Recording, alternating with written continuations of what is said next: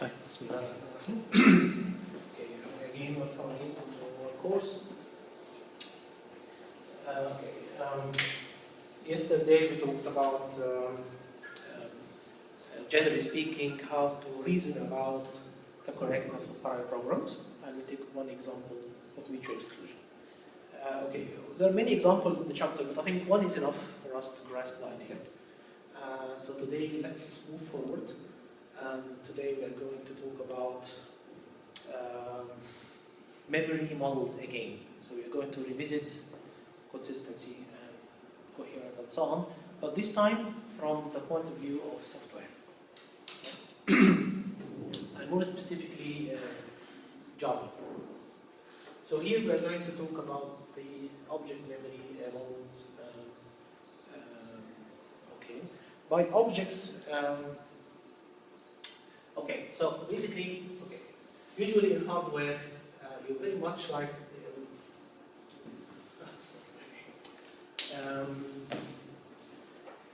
you are very much like, usually the hardware is very much similar to programming in C. You have very level access, so you have memory, right? And memory usually is viewed as just a flat array of flat memory space, or just an array. So memory looks as if you have a big array, and you can read and write to elements of this array, and that's it. Right. In Java, and more like programmer-friendly and nice languages, usually people like to use object-oriented programming. And in object-oriented programming, in pure object-oriented programming, you don't see memory at all. All you see is objects.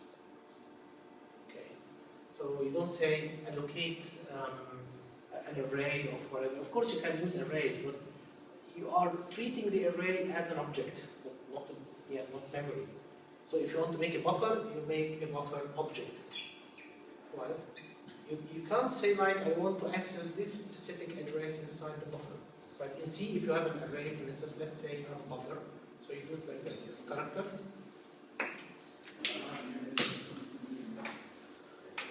Right, character, buffer, something like that. And maybe buffer has 128 elements. And then you can do something like maybe a pointer P, and then you can easily say something like P equal buffer whatever. Yes? And you can do things like buffer plus equal, I don't know, 10, or maybe you can make a loop here. So you can actually address directly any location you like inside the buffer here. Right. So if you just use buffer without any attribute, you got the address of the first element. Whereas in object-oriented programming, you don't get that. You have a buffer. And the buffer, you can only access it via operators. So, okay, so if you object-oriented programming, okay, maybe you can do the same, you can have something like that. This is an array.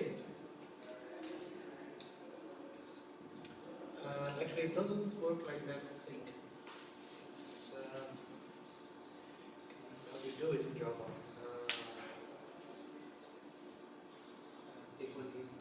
Yes.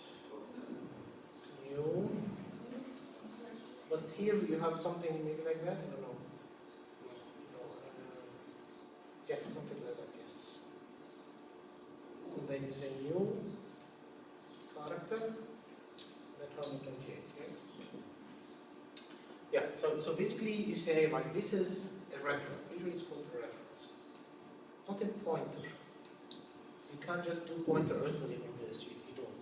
Because in low level, what you have here is just you have a reference, or maybe it's called the handle. Yeah. So basically, okay, if you look at the lower level code, you'll find out that buffer would just be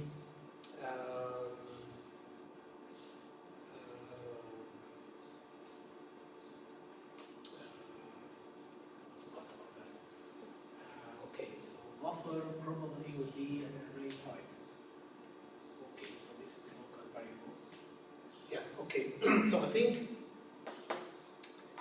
okay, so you're going to see this buffer as like local variable. Usually this is called like L0 and 1 and so on. Maybe let's say it's L5 for some reason. Right, so if you want to translate this into low-level code, you are going to find it something like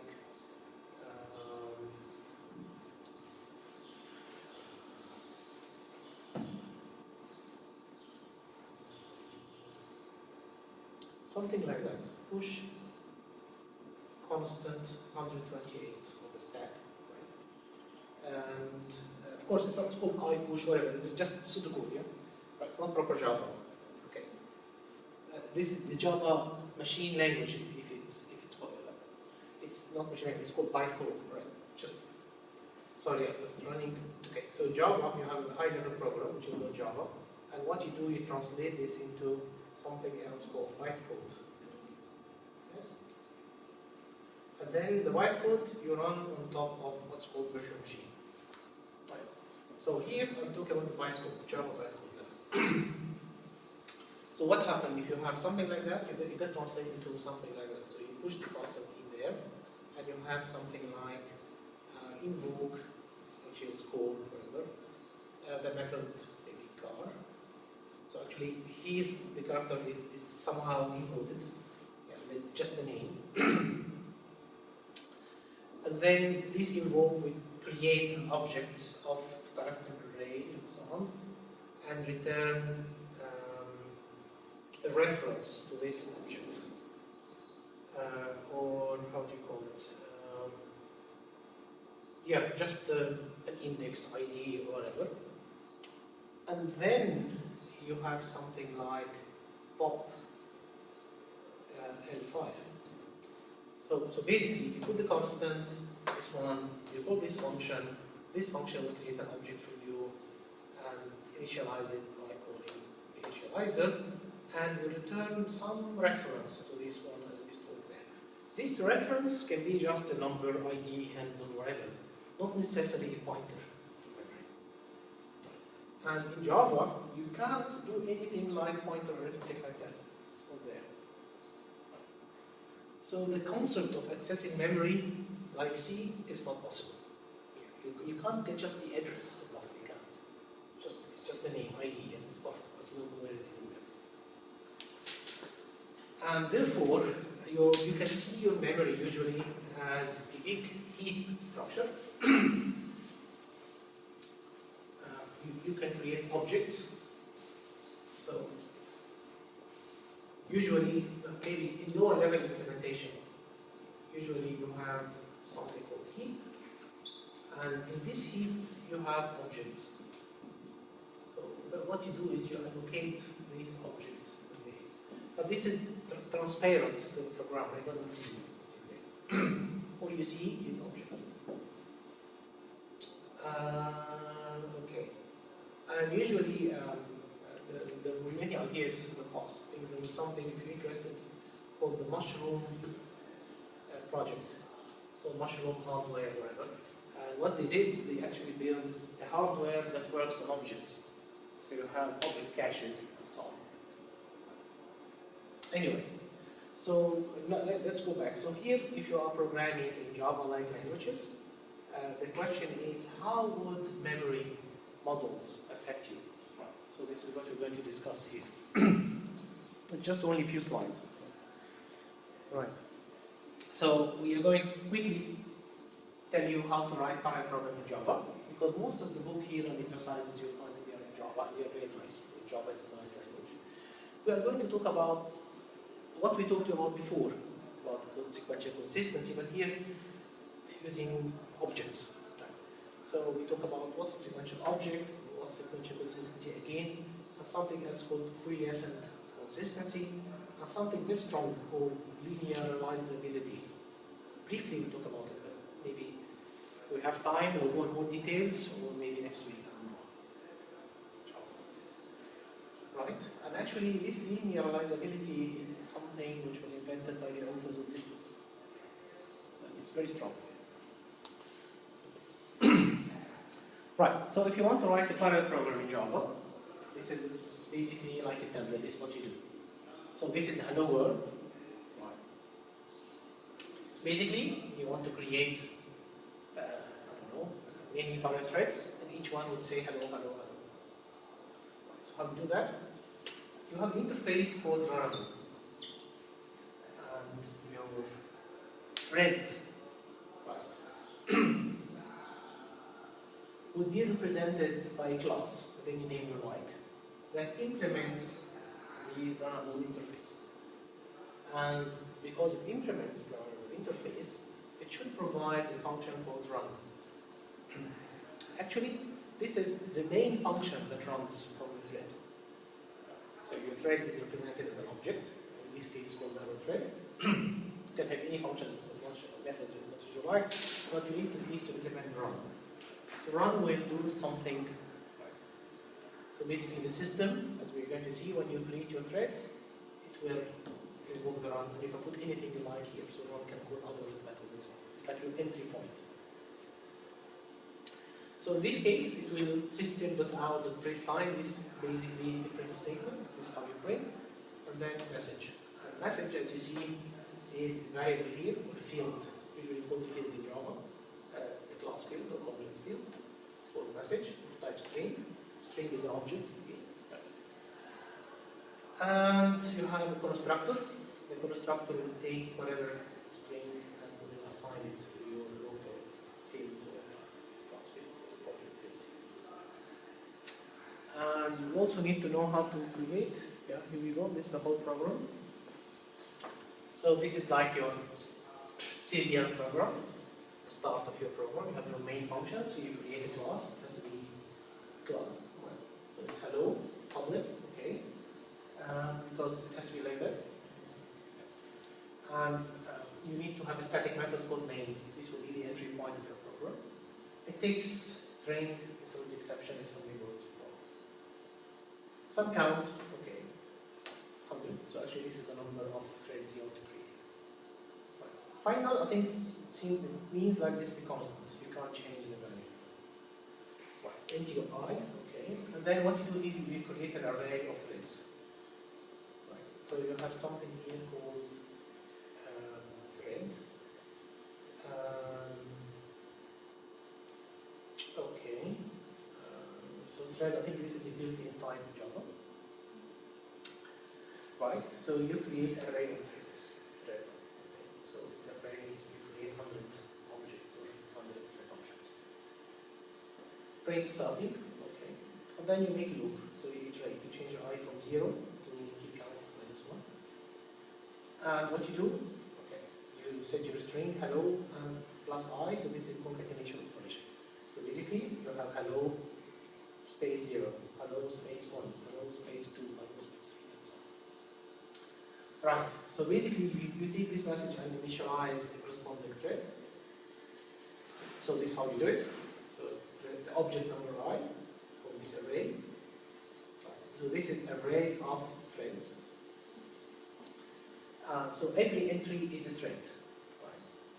This new would create the array, but not the entries. So in order to create the entries, you create here another thread object, and as initializer, you create your hello thread that implements runnable in there. So you initialize this thread on your hello thread, and then you just invoke start.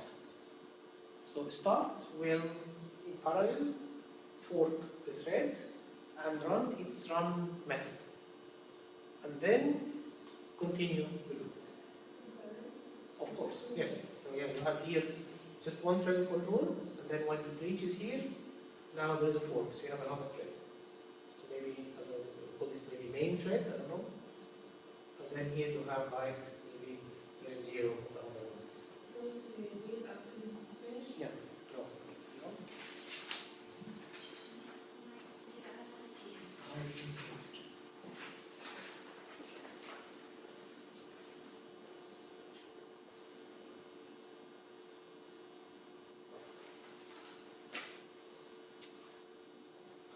Okay, so let's do the other iteration. So the next iteration you're going to have hello 1, and then thread 1, you create a new thread with a message hello 1, and then you start. So the second iteration, you start another thread, you have T1. And so on, until you have T99. So you have 100 threads plus main thread, so 101 threads. And then the main thread would run this loop. This loop would wait, so like 0 changes, I change from 0 to t count -1. And basically, the main one would wait for the first thread, join, to block. It will wait until this one finishes execution, and then it will join the return. So you return the second one until you've destroyed, finished. It's exit, the thread is finished. 2630. Until 99, and then it will start or exit. So as you see, this is the shared memory model. And as you see, there is no explicit use of memory. You can only access objects, variables, and so on. Okay? But yes, they should be in memory somewhere. Yes, they don't have direct control, but they are in memory. So they are still shared memory. But maybe a more accurate term would be like shared objects. Or if you want to call it. Of course, there is. If you look at the API, you find locks and everything. And actually, there is something. Maybe we talk about it here. There's something called synchronized. Actually, Java uses what's called as monitors. Maybe we'll talk about it here. See. So if you, before your function, you put the word synchronized, so this means that this is like mutually exclusive, so only one can access this method at a time. And you can have synchronized blocks as well. Yeah, so actually Java uses what's called as monitors. And a monitor basically, yeah, I think it's next slide. If it's not there, I'll explain. Okay, let's continue the slides, and then we'll see. But this is like basic hello world program. This is how you do it in Java. So you can easily do this by downloading the Java runtime environment or Java SDK. Actually, you can get the Sun, now it's Oracle.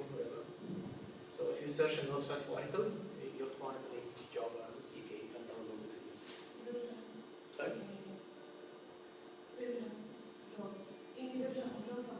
Yeah, of course, yes.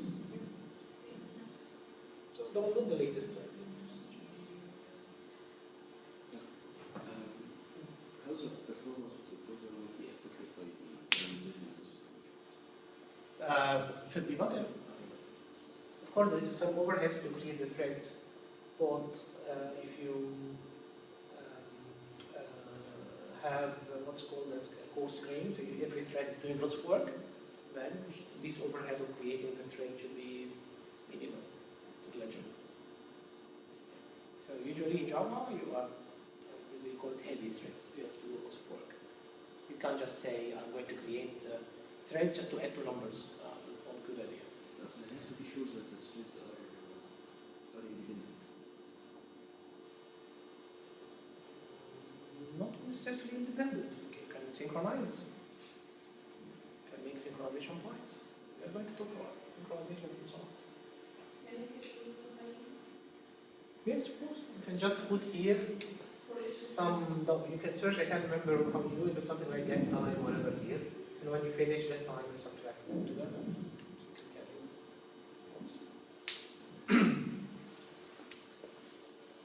Okay, yes, monitors. Good. So actually, okay, the way synchronization is handled in Java is via monitors. Right, so what's a monitor? Okay, a monitor, maybe we can draw some diagram here, it will be easier. I should have drawn something. Right, imagine that you have a room.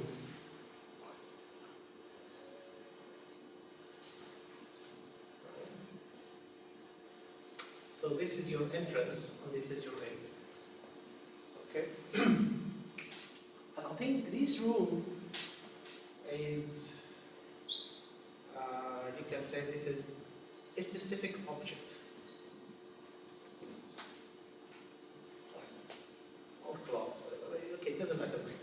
something here. Okay, so this room, you can have visitors going inside this room. The condition you have is that if maybe this is A, so if A goes here and B comes here, right? So B can't enter because A is already inside. Right. So B has to wait outside. Okay, look like a lock. Right. However, A can work inside and then go to the fridge and freeze himself inside the room. So he goes here to a deep freezer, right? And goes inside there and sleeps. This is A. Right? Okay. He can wait for some condition. Okay, it's called sleeps or waits. On some condition. Okay. Now, B enters the room and works. Right. Now, B decided that he finished his work and one is leaving the room. Right. So basically, maybe, okay, in your program you know that now B has finished the work that A is waiting on. So actually B here will call notify, which is a method here inside this object. So it will invoke notify. So notify this one or maybe notify all. So notify all would say, okay, maybe I have many people sleeping here in many deep freezers here. So notify all is like wake everyone up, but not now. Right? When exit. Okay. So when B exits the room, notify becomes active, and everyone wakes up. Right? Now, again,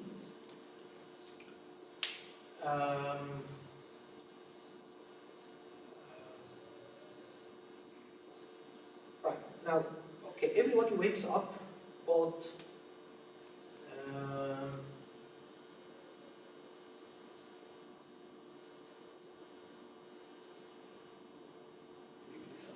very good. Right. So when you wake up, it is as if you are wake up and you're thrown outside the room. Right. So you come here. So this is thread A, whatever, and so on. So you wake up and go outside the room. And then you try to enter the room again. Right. If you can enter, then it's fine. If you can't, then you can sleep again. Right. So this should be something like, okay, so you either enter the room or just go there directly to fridge and sleep. So basically, this is what happens. Wait. So if you invoke wait, you sleep. Right.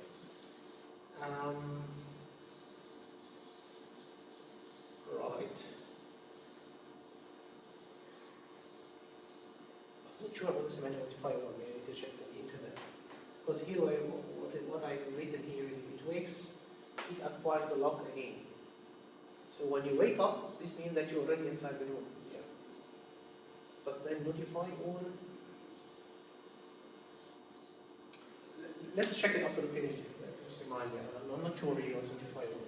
So just let's say normal notify. So normal notify is like that. You just when you exit, you notify this guy that you finished. So this guy wakes up and he's already inside the room and continues work. Okay. I'm not sure what notify all. Maybe notify all go outside. Then you have the yield. Yield, basically, you can say, right, okay, maybe this is not a monitor, but it's something like, okay, I am running now, but I am not really doing anything useful. So I can be deallocated from the processor. So this is like, I can be scheduled out. So I can leave the processor to hours. I'm not doing something very important. So I'm happy if you don't, you know, the system decides to stop this thread now or schedule it now. So we use it. Maybe I describe modify all.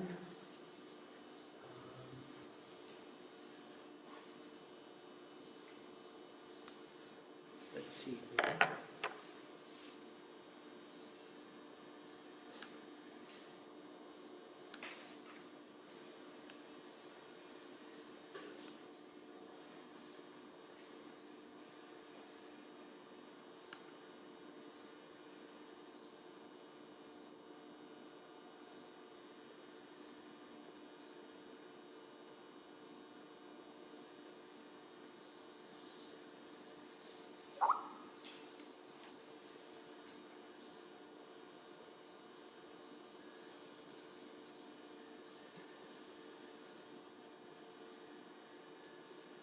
I just want the API definition. Yeah, maybe this one.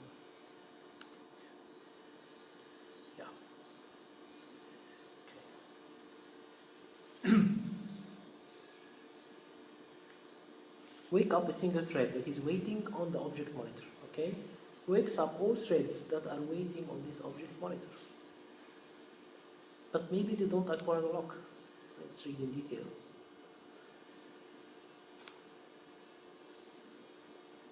Right. The awaiting thread will not be able to proceed until the current thread relinquishes the lock on this object. The awakened thread will compete in the usual manner with any other thread that might be active, competing synchronously with each other. For example, the awakened thread will enjoy no reliable privilege or disadvantage being the next thread to lock this object. This message should only be called by a thread that is the owner of the object monitor. If the notify method for this right. So okay, so it awakes all threads, but then they are going to compete to synchronize. So actually yes, so they wake up and they saw them outside the room. Yeah? So they are outside, so they can't enter the lock unless it's empty. So they're waiting outside, right? But notify, let's check, wakes single thread. The awakened thread will not be able to proceed until the current thread link. The awakened thread will compete again, the usual manner with other threads that will be active compete.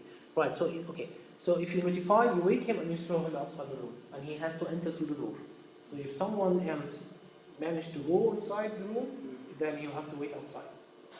Not wait by calling wait, but you basically, okay, so you wake up, and then when you wake up, you try to enter the monitor. Right, so you have to try to enter the monitor. And when you enter the monitor, you can be blocked. So you're waiting for, okay, I'm waiting for monitor. Exactly. So this is the API. It's really, really nice. You should always refer to it. So this is Java. And of course there is the, I don't want to waste time, but if you're really deeply interested in Java, you'll find the specs. Yeah, the Java virtual machine specification. Yeah, this one.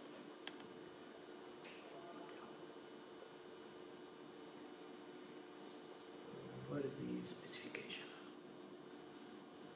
Tools, I wrote on tools. This one, documentation. Enhancement, parallel enhancement, garbage, PL enhancement. I don't know why it's not really easy to find documentation here.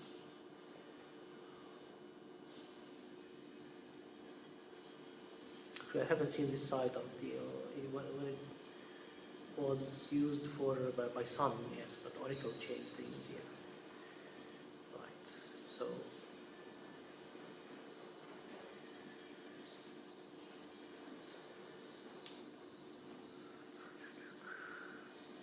maybe it's here.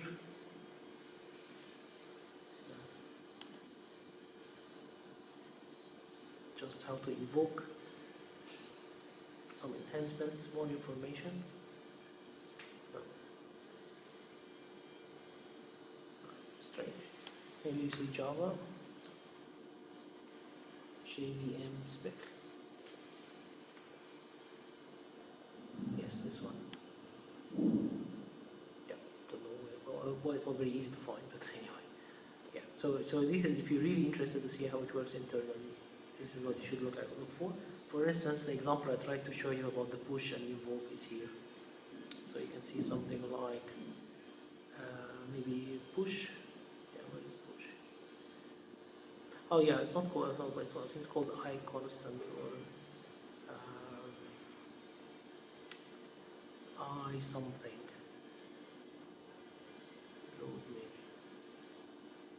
Yeah, something like that. Reload, load. Yes, not push actually. So, yeah, where? Not push, I think. It's iLoad or constant load, something like that. Well, let's just check. No, there's no push. Maybe load.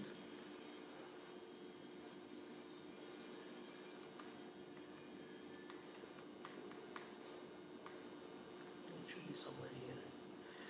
Reload. This is address load. There should be something called the iLoad. This one. Yeah.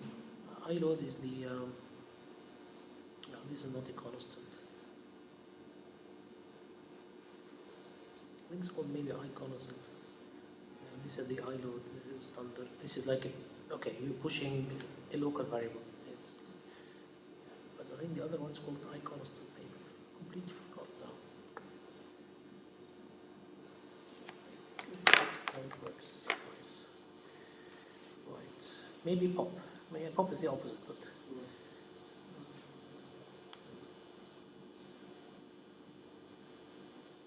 Pop is type save validity, and this is how it works. Right. Yeah, I think they changed many things here. I mean, the way it's presented. Not quite it. I push? Where's that?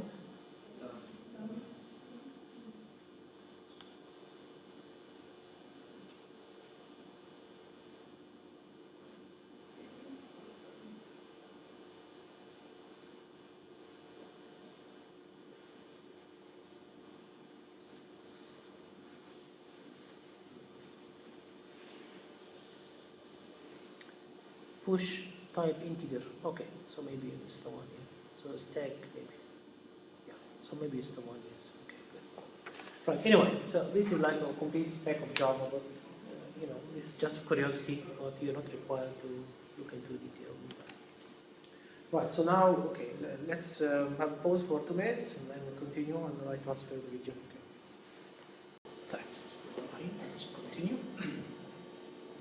Okay, so actually this example is from the textbook. And okay, so this will illustrate the use of monitors. Okay, so here you have class Q, right? And usually this structure looks like this template, like generic data type. So you can have Q of any type. So the Q has got field called head, field called tail, and running objects, which is the content. Right. What's a Q? Q is just a word. So basically, you start here. You're having just two functions. You have something called Q or add, whatever, and DQ, or maybe in Q and DQ. So in Q, put something inside the Q. DQ, take an object. And you have FIFO, first in, first out order. So if you enqueue something first, it goes out first. First in, first out. So this is how to create a queue. And of course, a queue, you have many objects, many threads that sit in the same queue. So that's why you need monitors to make sure things are correct.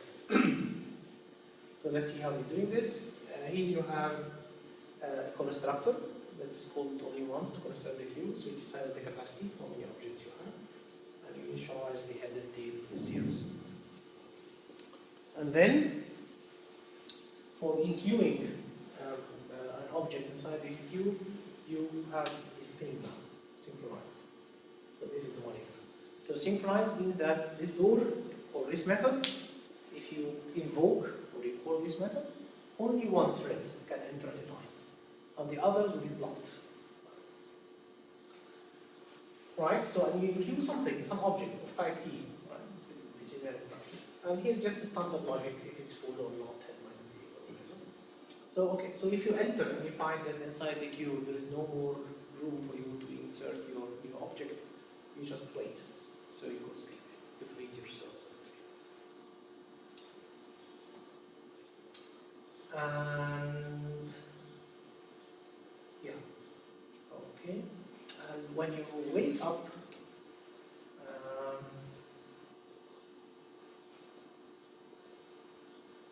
what would be the semantic of your check it on the game. But I think you have to complete the standard. So I think when you wake up, you enter the method again from the start. I think, but check it. If there's exception, you handle it, and then if okay, if everything is okay. No, yeah. Let's check. But why you have a while? So this should be some. Yeah, sorry, yes. Yeah, okay. Right, not wrong here. So I think what's going to happen here is that when you wake up, right, you wake up and then you see what's the status of the monitor. If the monitor is, no one is inside, I think you wake up and resume from here. Yeah. That's why you have the while, so you keep waiting here. Not waiting, maybe the wait is wrong. So you keep trying. Just check. You recheck the condition again. That's basically. But if you, okay, so you call the wake has to, so you block, this means you sleep, and then when the wake returns, this means that you are inside here, and then you can do your checks. But you have to check your condition again, because maybe what happens is that when someone removes something from the queue and he wakes you up, someone else was faster and got inside and inserted a new item. So when you wake up and go inside the monitor again, you have to check again the condition to make sure it's okay to insert your object. So I think this is the correct semantic. Yeah. Sorry for that. So you insert your object, just standard data structure, whatever you put it in the end, the module, whatever. So, well, yeah, what's interesting here, you make this notified. Right, so notify, you will notify one. Yeah, one of the sleeping. Just one. So you just wake up one person. Oh yeah, because if you wake many here, because this is very simple operation.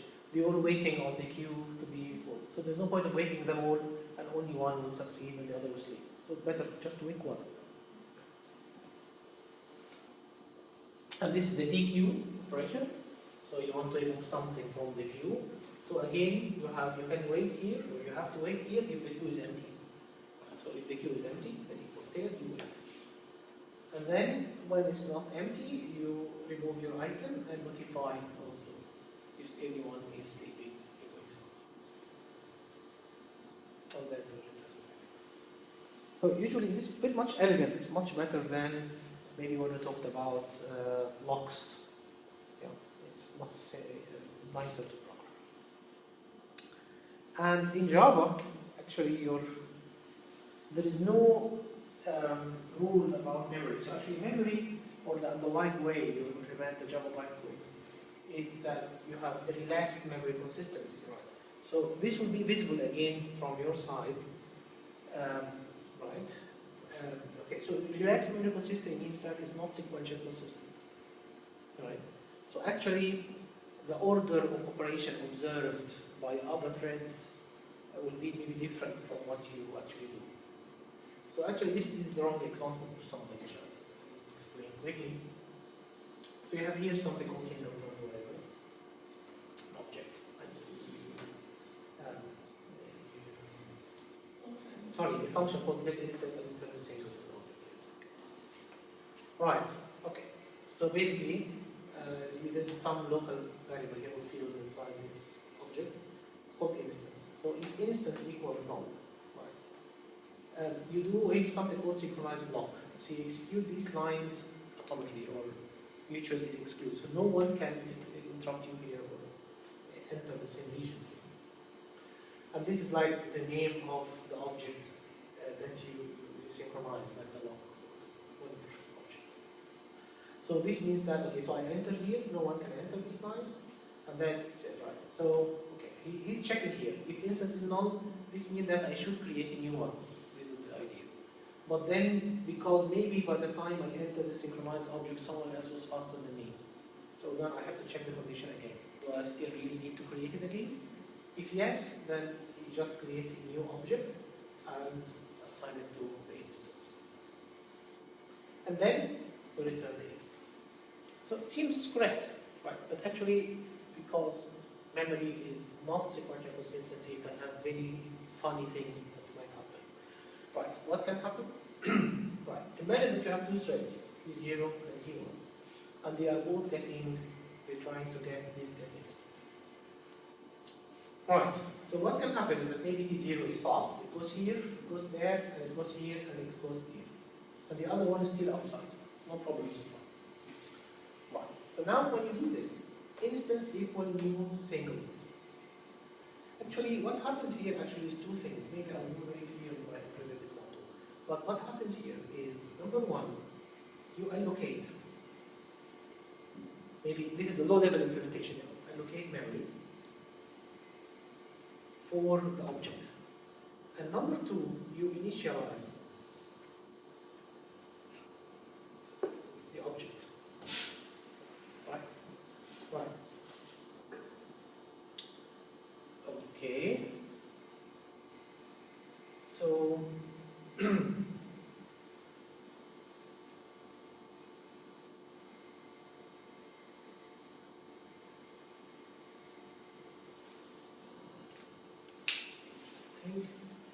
allocate memory, you initialize the object.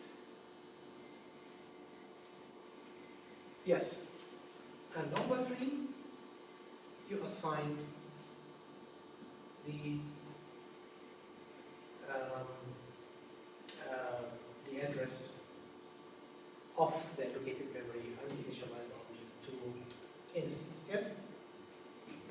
So you allocate memory, you initialize this memory, and then you pass or you store the pointer to this initialized memory to the instance. Okay, this low-level implementation, is what really happens on the machine. Now, because there is relaxed memory consistency, so actually Java can freely change this order as much as they like. Right? So, what happened here is that maybe T1 would observe that this thing happened first, and this is number 2, and this is number 3.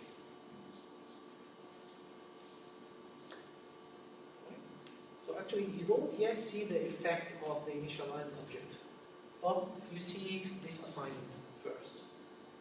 So what happened here is that, okay, this is not yet finished, fine, but when T1 enters get instance, it will check, is instance equal none? No. So it will get the instance and work at it. So it will work on uninitialized instance. And this is due to relational consistency. The sequential order here is not observed. Maybe because for some reason, these changes are not reflected, or even more, the compiler of Java it's okay for him to change the order of instructions. It's okay. So if he changes the order of instruction, then you are lost. So this example is mistaken. If you do it this way, it's not safe. And this is the price you have to pay for this relaxed consistency. Right. So basically, for working with memory,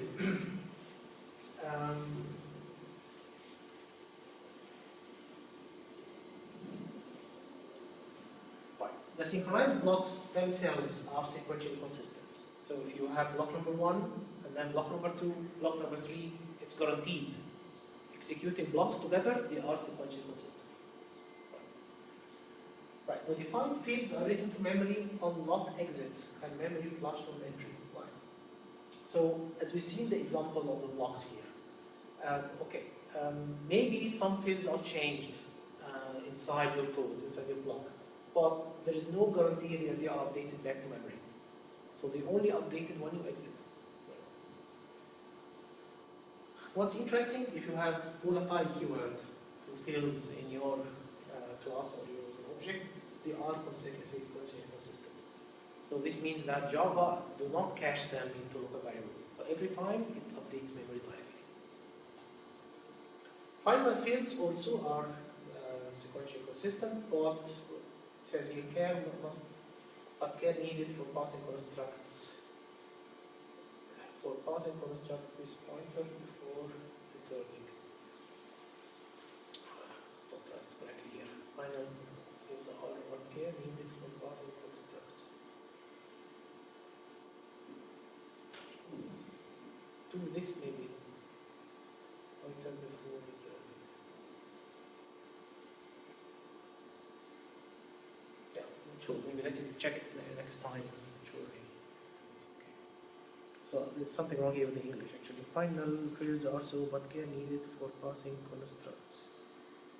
Oh right, passing constructs. Okay, this pointer before return. Okay, so actually what I meant here is that okay, you have object constructs. So the thing is, if you are passing a final value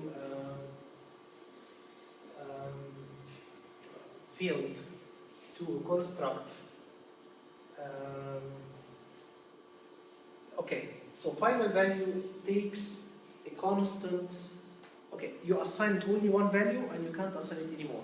So I think what can possibly happen wrongly is that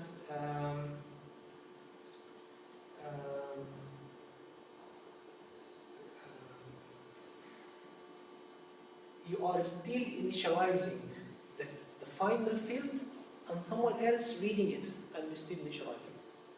I think this is what's meant here. You can also check it in the book. Anyway, sequential consistency, okay. If you want to implement sequential consistency, of course you can using synchronous blocks and so on. But in Java or high-level languages, sequential consistency sometimes are not enough. Why? Check this code. Okay, imagine that this is the time axis. Right?